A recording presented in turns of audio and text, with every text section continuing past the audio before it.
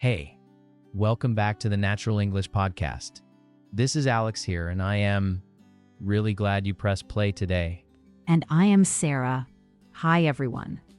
Find a comfy place, or just walk or wash the dishes while you listen. So, how are you feeling today? Just check in with yourself for a second. Tired? Hungry?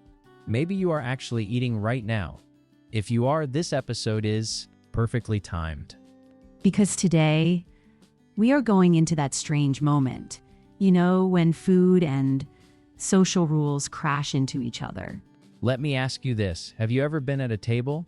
Someone passes you a dish, and you think, oh no, I really do not want to eat that. Maybe you cannot eat it, but everyone is watching you.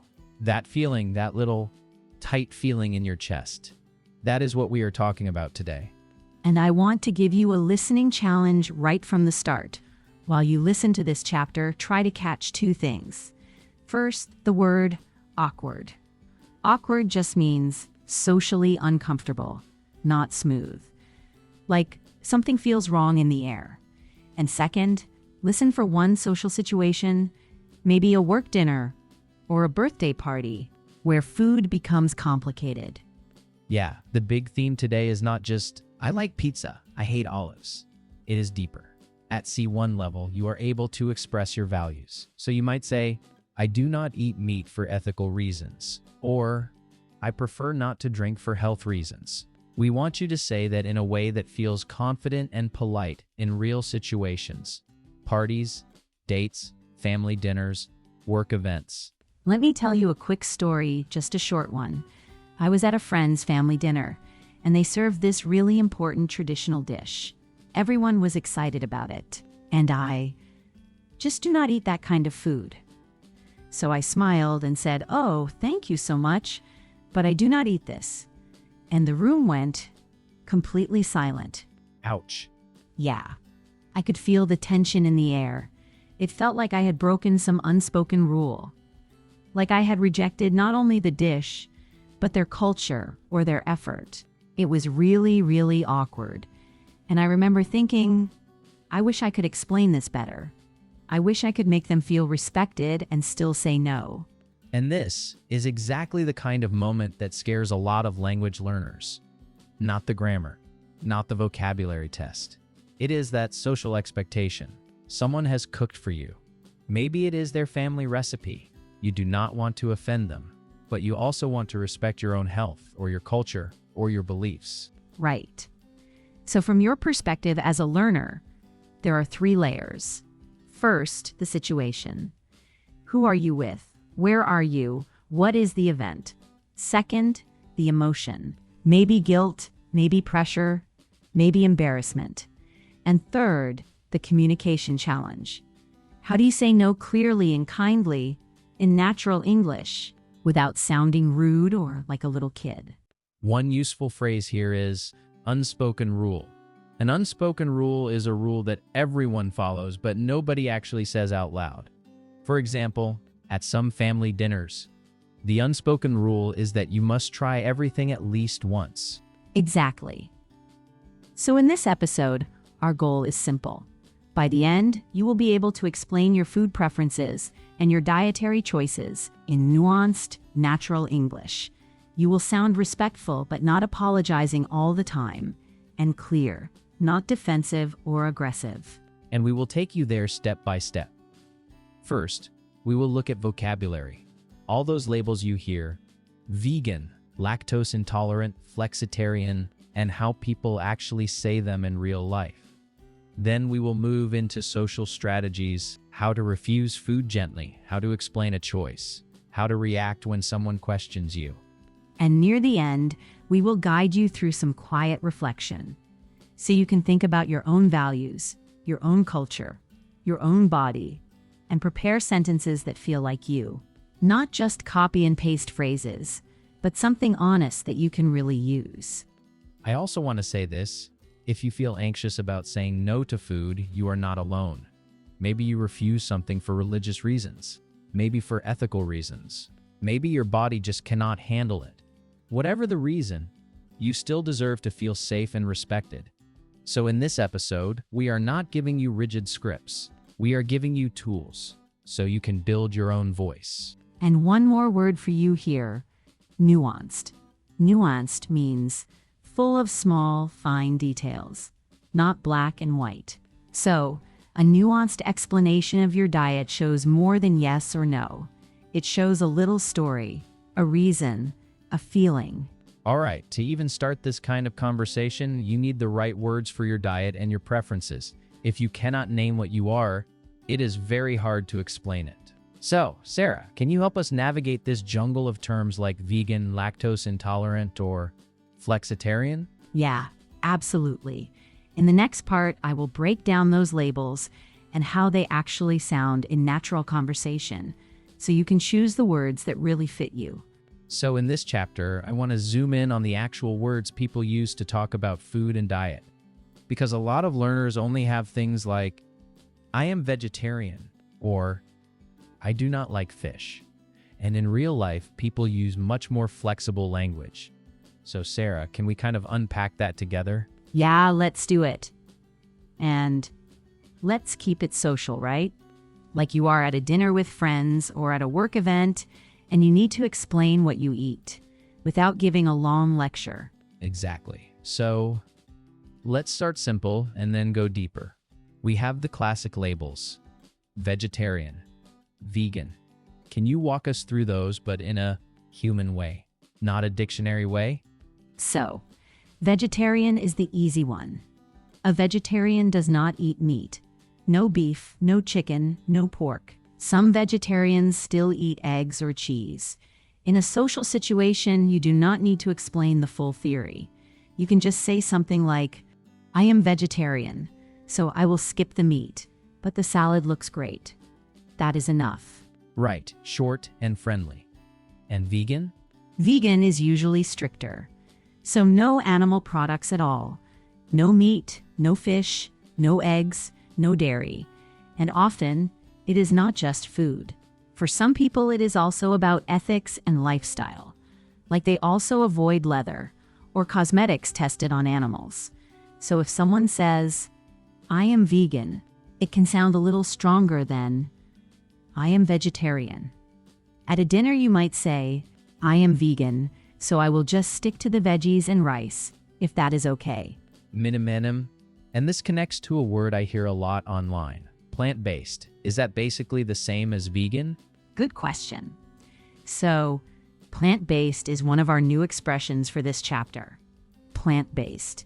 It focuses on what you do eat, not on what you refuse. So it means most of your food comes from plants. Vegetables, fruit, grains, beans, nuts.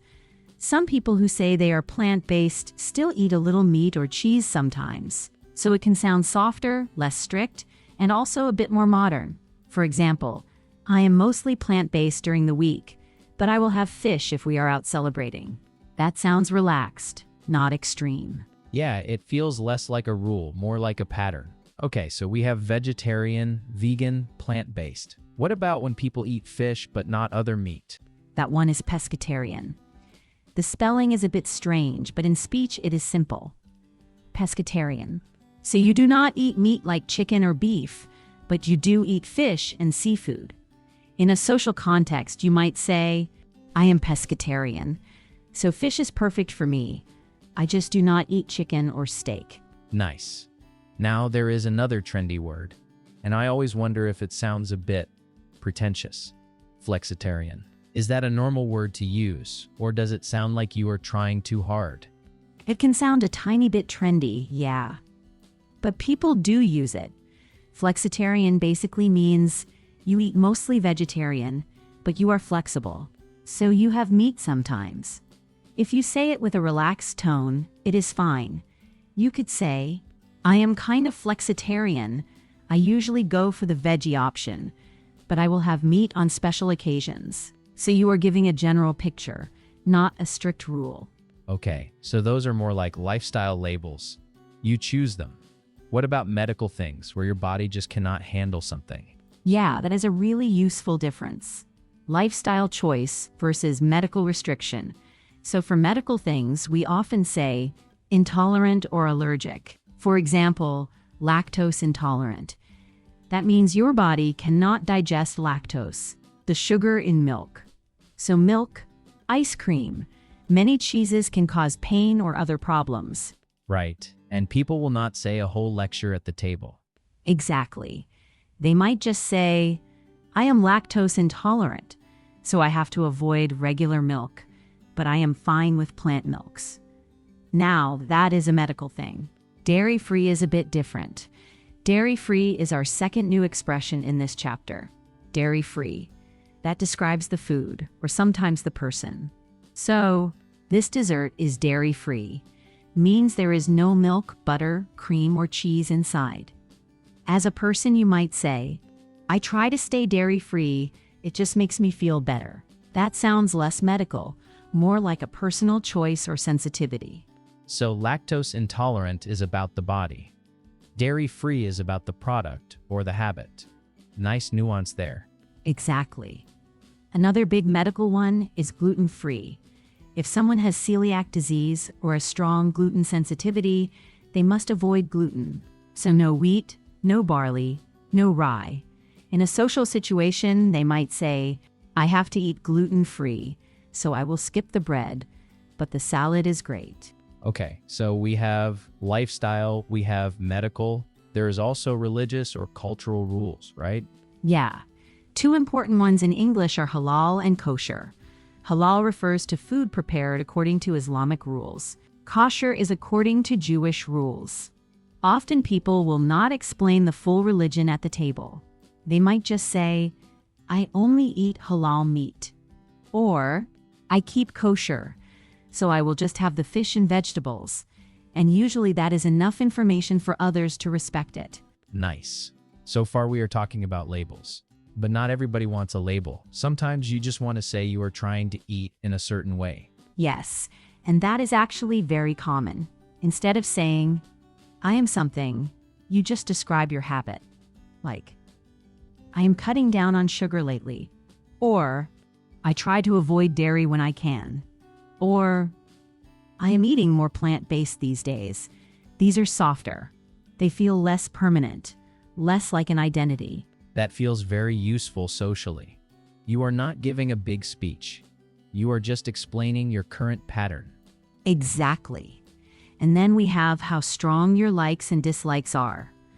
Those little intensity phrases. Yeah, let us go there. Because saying, I do not like, all the time sounds a bit flat. Totally. So, softer dislike would be, I am not a big fan of mushrooms. That is polite. It is like, I will survive, but I do not enjoy them. A bit stronger is, I cannot stand olives. That means you really hate them. Usually you say it with a smile and a friendly tone. On the positive side, you can say, I absolutely love spicy food. That shows strong enthusiasm in a natural way. And there is also that middle thing. Like, I will eat it if I have to. Yes, that is a very natural phrase. I will eat it if I have to. It means, it is not my favorite, but I can be polite. For example, honestly, I am not a big fan of very sweet desserts, but I will eat it if I have to. So you show your preference, without sounding too dramatic. Okay, I want to do a quick robot versus natural moment. I am going to say a very textbook sentence, and you fix it. Ready? Go for it. Here we go. I do not eat meat products because I follow a vegetarian diet strictly. Okay, very clear but very robot. In a social situation, I would soften that. Something like, I am vegetarian, so I will skip the meat, but everything else looks amazing. Notice how that sounds warm. You still give the information, but you are also being friendly about the food. Yeah, it sounds less like a rule, more like part of the conversation. Before we close this chapter, can we touch on one more label? Picky eater. Because people sometimes say that about themselves. Yes, good point. Picky eater is our third new expression. Picky eater. That means someone who refuses a lot of foods or is very fussy. It can sound a bit negative or childish. So an adult might prefer to say, I am quite selective about what I eat. That sounds more neutral, more grown up. You are saying the same thing, but with a softer feeling. Nice. So in this chapter, we have seen labels like vegetarian, vegan, plant-based, pescatarian, flexitarian. We have seen medical and religious ones like gluten-free, lactose intolerant, halal, kosher. And we have also seen softer ways to describe habits. I try to avoid dairy. I am eating more plant-based. Things like that. Yeah, and remember, you do not have to choose a perfect label. You can just describe what you actually do. That is often the most natural thing, especially with friends or colleagues. So now we have the vocabulary. The real challenge is using it in the moment without creating an awkward vibe. In Chapter 1, you told that story about the dinner where things got a bit tense. So I want to know, what do you actually say when someone offers you something you do not eat? Yeah, this is where vocabulary is not enough. Your tone, your politeness, your little social strategies, those matter more than the label. So in the next chapter, let us look at how to refuse food kindly, how to explain your choices without sounding judgmental, and how to keep the atmosphere relaxed. So, let's talk about the really awkward moment. Someone holds out a plate. They look proud, and you look at the food and think, oh no, I can eat that. Or I really don't want to. But you also don't want to hurt their feelings. Yeah, that little panic moment. Your brain is like, I need to say no, but politely and fast. So, in this part, I want to give you a simple structure you can keep in your head, kind of a tiny script you can adjust. Okay, nice. A structure makes it feel less scary. So, how would you break it down? I like 4 steps, very short ones. First, appreciation. Second, a clear boundary. Third, an optional short reason. And fourth, if possible, an alternative. You do not need all 4 every time, but this is a good base. Let's walk through that slowly. What does the appreciation part sound like in real life? So appreciation is just showing you see their effort or their kindness. You can say things like, that looks amazing, or wow, thank you so much for making this, or this smells really good. Simple, warm. You start on a positive note. Right. So you were kind of saying, I respect what you did, before you say no. Exactly. Then step 2 is your boundary. And this part needs to be clear and not too long. So things like, I don't eat pork, or I don't eat beef, or I don't eat seafood. You can also say, I'm a vegetarian, or I'm a vegan. So we are not apologizing for existing. We are just stating a fact, calmly. Yes, calm and neutral. Not dramatic. One useful C1 word here is boundary. When I say boundary, I mean a personal limit, something you don't cross. For example, saying, I don't drink alcohol. That's a boundary. Nice. So appreciation, then boundary. Could you give a full example with those two together? Sure. Listen to this. It looks delicious, but I don't eat pork. That's it. Very short. Or, thank you so much for offering, but I don't eat fried food. You hear the pattern. Positive first, then your limit. Okay. And then you said there's an optional short reason. When is it useful to add that?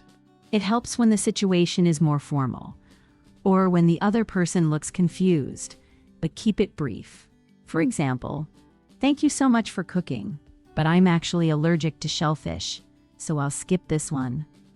Or, it looks great, but I'm trying to cut down on sugar, so I'll pass. I like that phrase. I will pass. It sounds very natural, kind of soft. Yeah, I'll pass is a nice softener. Another one is, I'll skip this one. Both sound gentle, not rude. And notice, the focus is on you. You're talking about your body, your choice, your limits. You're not attacking the food. Yeah, because if you say, I don't eat this, it's unhealthy, that can sound like, You people are eating something bad. Exactly. That's a good fail example. If you say, I don't eat this, it's unhealthy, people can hear, and you are unhealthy. It sounds like you were judging them. So instead, make it about you. For example, I'm trying to eat a bit lighter tonight, or I'm avoiding fried food at the moment. Same idea, very different feeling. Let's add the fourth step now, the alternative. What does that look like? The alternative is just showing what you can do instead. It makes the refusal softer. So you might say, it looks delicious, but I don't eat pork. I'll stick with the salad if that is okay. Or, I really appreciate you inviting me out for barbecue, but I'm a vegetarian. I'm happy with just the sides. You were not rejecting the whole situation. You were just choosing a different option. So let me test this with a story. At a party once, I said something like, no thanks, I don't eat this, it's unhealthy. And later I realized that sounded awful. Yeah, it sounds like a judgment.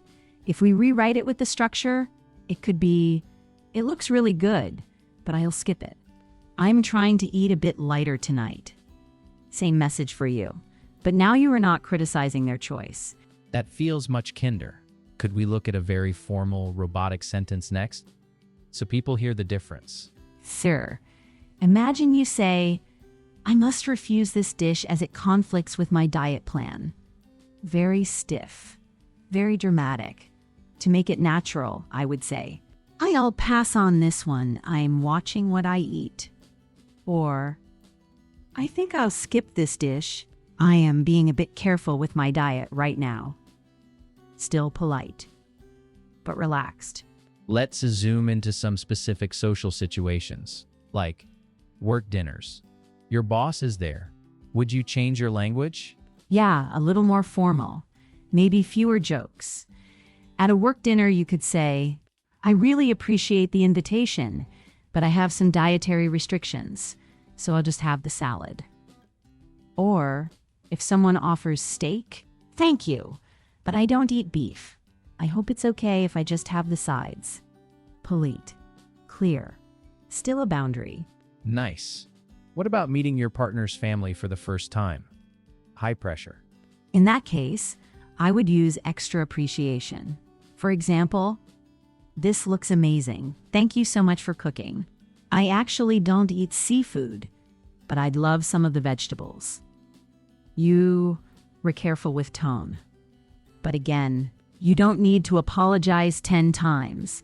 Over-apologizing can feel awkward or even fake. Yeah, if you say, I'm so sorry 20 times, it sounds heavier than it needs to be. Exactly. One simple sorry is enough. Like, I'm really sorry. I don't eat shellfish. Is it okay if I just have the rice? Calm. Matter of fact. That kind of tone actually feels more confident and respectful. We should give one more C1 style word here. Maybe judgmental. Yeah, judgmental is a good one. It means you sound like you are criticizing or looking down on other people. So, this food is unhealthy can sound judgmental. But I'm trying to avoid this is focused on you, and it does not sound like an attack.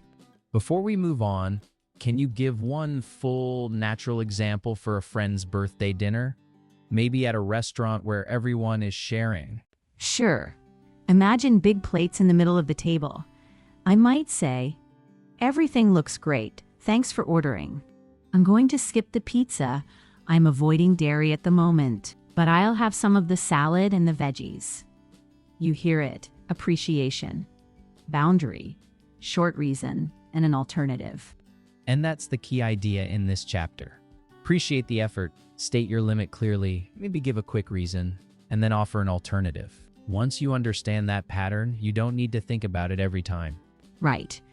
But in real life, you don't have time to build the structure in your head while someone is holding a plate in front of your face. You need the phrases to be ready, on your tongue. So next, I want to put you in real social scenes, and you can mentally choose what you would say. Yeah, let's move into a more interactive, guided practice style. We'll imagine dinners, parties, restaurants, and you can practice your own polite no in your head. Exactly. So, in the next chapter, I'll be your little voice in the room, giving you options so you can rehearse those natural responses before you need them.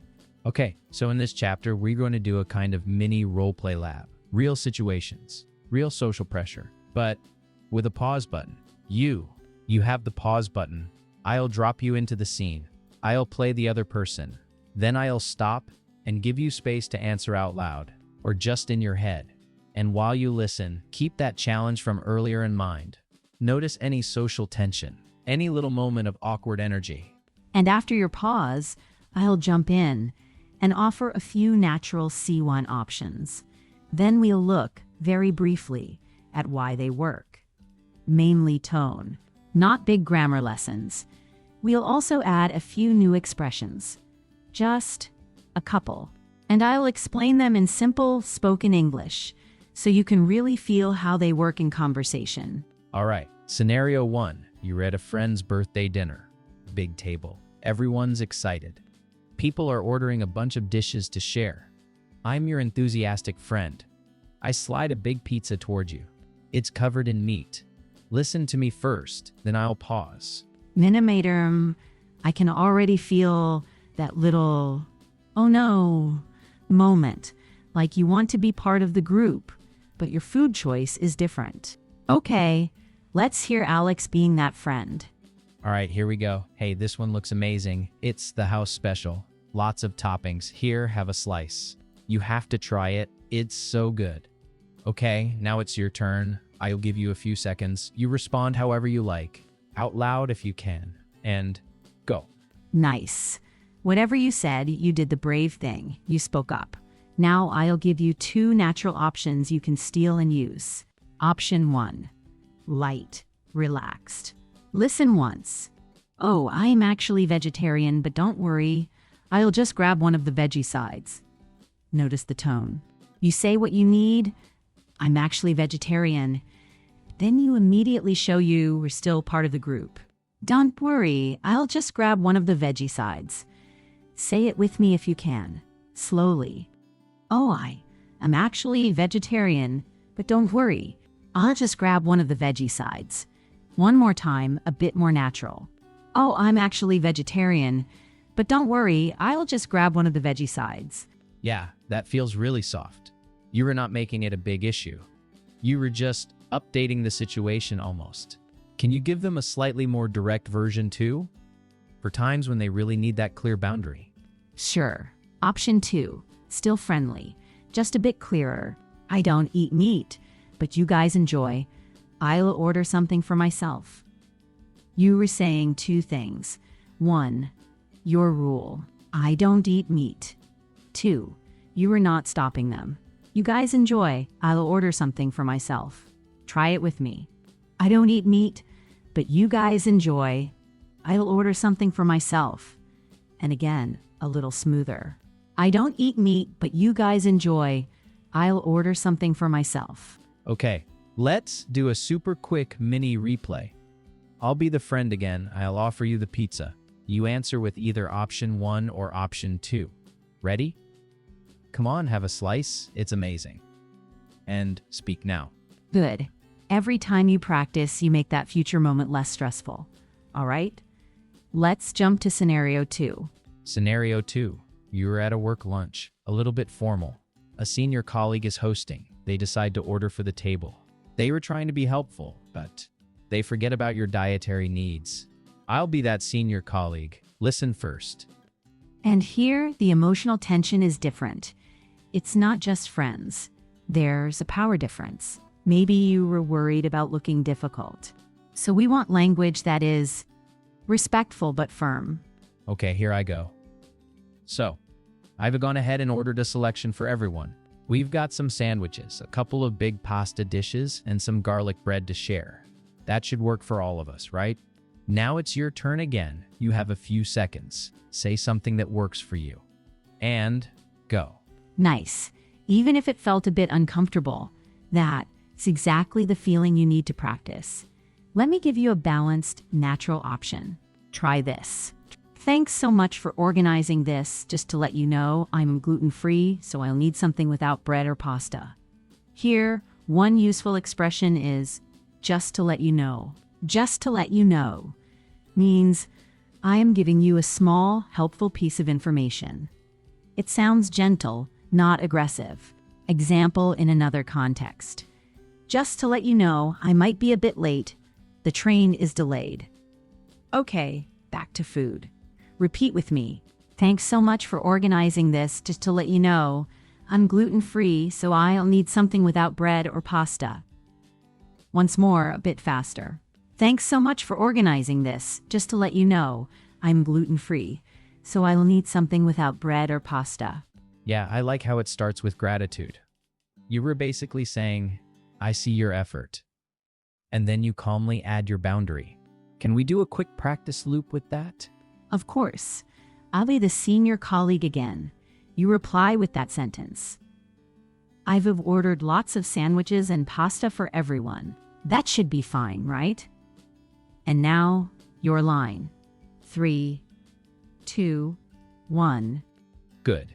If your voice sounded a bit shaky in your head, that's still progress. The words are there now. Next time, your tone will catch up. Let's move into the most delicate one.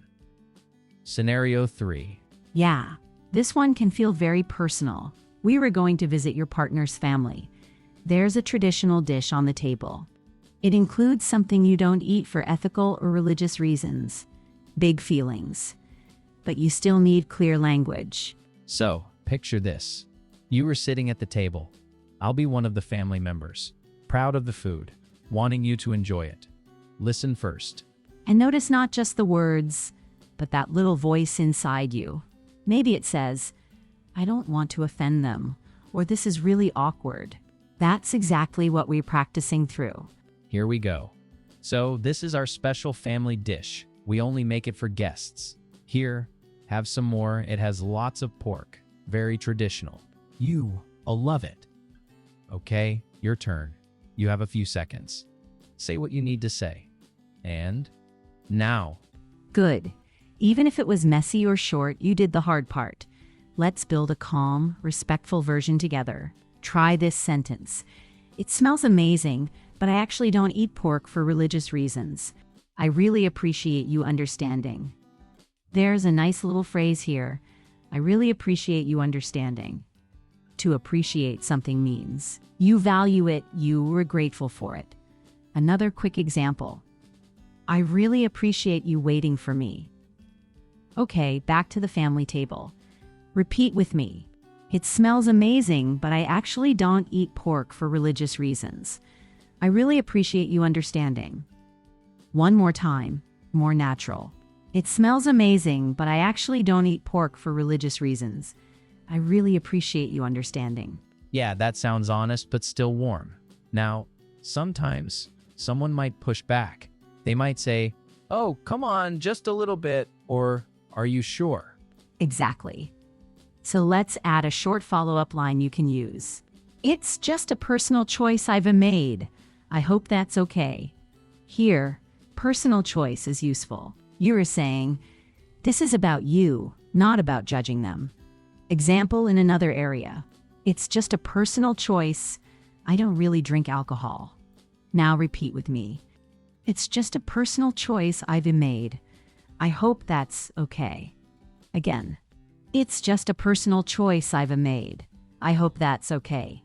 All right, let's put those two lines together in a tiny role play. I'll be the family member. You use both sentences. First, I offer you the dish. Then I push a little. Ready? Here, have some more. It has lots of pork, very traditional. You don't eat pork? Not even a little? And now your follow-up. Nice. Before we end this chapter, let's do a very quick robot versus natural moment. Sometimes learners say something like, I will not consume this for ethical reasons. Technically, correct. But you sound like you were giving a speech to the United Nations. How can we soften that? We can make it sound human. Try this instead. I don't eat this for ethical reasons, but please go ahead. Same message. Much warmer. Repeat with me. I don't eat this for ethical reasons, but please go ahead. One more time. I don't eat this for ethical reasons, but please go ahead. So in this chapter, you've stepped into real situations. You've felt a bit of that social pressure, but with us next to you. Now you've tried these situations with our help. The next step is to make the language truly yours, based on your real values and habits. Exactly. In the next chapter, I'll guide you through a short reflection. We'll think about your own diet, your cultural background, and your social circles, and we'll choose the phrases that actually fit your life. So you don't just copy our sentences. You shape them. You own them. Let's do that together in the next part. So, we are coming to the end of this episode now, and I want this last part to feel a bit slower, a bit more reflective, less new information, more you and your real life. Yeah, instead of more phrases, we want to help you decide how you actually want to talk about your food choices in your daily life, with your friends, with your family, with new people. Right. So, quick recap of the big threads from today, just the essentials. First, vocabulary. You now have words for different diets and for describing what you usually eat. Second, saying no politely. Not dramatic, just calm, clear no. Third, social pressure. Those slightly awkward moments. And finally, practice with real situations, not just textbook examples. And now we want to turn that into something very personal. Your own little food identity in English. Not just a label like, I am this, I am that, but how you actually live. What you are okay with. Where your lines are. So, Sarah, maybe we can guide people through a short reflection, like a kind of mini check-in with themselves. Yeah, if you can, just give yourself a moment now. Maybe relax your shoulders. Take a breath and just listen. I am going to ask you a few questions. You do not need to answer out loud yet.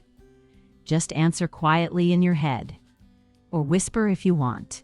Okay, so if you are listening somewhere public, this can still work. You can just think your answers. No one will know. First question. Do you have any strict rules about what you eat? Maybe religious rules, maybe ethical rules, maybe medical rules, like allergies, or a condition where you really cannot eat something. Just notice that. What is absolutely non-negotiable for you? And when Sarah says non-negotiable, she means things that are not flexible. You cannot change them to be polite. They are fixed. For example, I cannot eat this for health reasons, or for my religion, that kind of thing. Second question. Are there foods you dislike, but you would still eat a little to be polite? So, maybe you do not love something, but if your friend cooked it with love, you would eat a small portion, just to be kind. Where is that line for you? And third question. How do your friends and family usually react to your food choices? Do they support you? Do they tease you? Do they pressure you? Or do they kind of ignore it? Just think of a few real people, real reactions. Good. Now, from those answers, we want to build maybe 2 or 3 key sentences. Sentences that feel like you, that you can use in real conversations. Not perfect, not fancy, just honest and clear. We are going to suggest a little structure, and you can copy it or change it, make it yours. First, a simple identity sentence. Something like, I mostly eat this, but sometimes I eat that. Or, I am trying to avoid this at the moment. Yeah. For example, you could say, I am mostly plant-based, but I eat fish sometimes. Or, I eat everything, but I try to keep red meat for special occasions. Something short. Something true. Then, second, a boundary sentence. One clear line. What you really do not eat or drink. For example, I do not drink alcohol at all. Or, I never eat pork. Or, I cannot eat gluten. And third, a softener you like. A friendly little sentence you can add after your no. For example, I hope that is okay. Or, I really appreciate you offering though. Or, I am happy with whatever sides or starters there are. There is a nice word here, by the way. Softener. A softener is a short phrase that makes your message feel warmer, softer, Like when you say, I am afraid I cannot, or if you do not mind. For example, I do not eat cheese, but if you do not mind, I will just have the salad. That little phrase makes everything gentler. So, here is what we suggest you do. Choose your 3 types of sentence: 1 identity, 1 boundary, 1 softener. And now, actually say them out loud. If you can, pause the episode after I finish this sentence and speak them. Really use your voice. And if you are not in a place where you can talk, you can at least mouth the words. Shape them with your lips, or say them very quietly. It still helps your brain. It makes it easier later when you need the sentences in real life. So, here's a quick template you can follow. First, I mostly, and then what you generally eat. Second, but I do not, and then your line, your boundary. Third, softener. I hope that is okay, or something similar. Play with that. Make it natural for you. And remember, at C1 level, it is not about memorizing fixed phrases like a robot. It is about matching your language to your values, and doing that in a way that is sensitive to other people around you. Exactly. You can always adjust. Sometimes you might be very direct, sometimes more soft and diplomatic. But the base is the same. You know your rules, you respect yourself, and you still stay kind to others. And you can keep practicing this even when you are not at a table. One nice habit is mentally rehearse before an event. So before a dinner or a party, just ask yourself, okay, if someone offers me wine, what will I say? And you practice 1 or 2 sentences in your head. You can also watch and listen to native speakers. Notice how they say no. Notice what kinds of softeners they use. Sometimes it is something tiny like, I am good, thanks. Or, I will pass this time. You can borrow those patterns and adapt them. And one more thing you can do, you can rewrite your past awkward moments. Maybe you remember a time when you felt bad about how you refused some food, or when you used a word that sounded a bit judgmental. Like I did earlier when I called something unhealthy in a very black and white way. Yeah, that moment was useful actually. Because then you changed it to, I am trying to eat lighter foods during the week, which is so much softer. It talks about you, not about the other person or their food. Exactly. So you can do the same with your own stories. Imagine that situation again and ask, how could I say that better now with what I know? Then build a new version of the sentence. That is a very C1 kind of exercise. Before we finish, let me just summarize the key strategies from this episode. I will keep it short and clear, almost like spoken bullet points. Okay, I like that. Spoken bullet points. Go for it. Number 1. Choose vocabulary that really matches how you eat. Not perfect, not pure, just honest. Number 2. Start with appreciation, then set a calm boundary. So, thank you so much, but I do not eat, and then your thing. Number 3. Keep your reasons short and focused on yourself. I feel better when I am trying to, that kind of language. Number 4. Use softeners and offer alternatives to keep things friendly. I hope that is okay. I am happy with salad or sides. Number 5. Practice with real situations before you need them. Rehearse in your head or out loud like we did today. And here is one last little task for you. Think of one upcoming social event. It could be a dinner at a restaurant, a family gathering, a work lunch, a party, just one real event. Then decide in advance, what will you say if someone offers you something you do not eat? Choose your identity sentence, your boundary sentence, and your softener. And if you can, practice them once or twice before that event. So, we are going to wrap up now. Thank you so much for spending this time with us on the Natural English podcast. I know food can be an emotional topic. It connects to culture, family, memories, health, guilt, all of that. So if you are listening and you feel a bit tender, that is completely normal. Yeah, please do not feel ashamed of your choices. And also do not feel ashamed if you sometimes change your mind. That is okay too. Most people will understand if you speak clearly and with respect. And if they do not, that is not your English problem. That is their own stuff. If you want more practice, you can always come back to this episode. Replay the dialogue, shadow some of the sentences, or pause and create your own versions. This kind of repetition is very powerful at C1 level. And we will keep bringing you more episodes on real social conversations in English. Things like invitations, small talk, difficult topics, all those real situations where language and feelings mix together.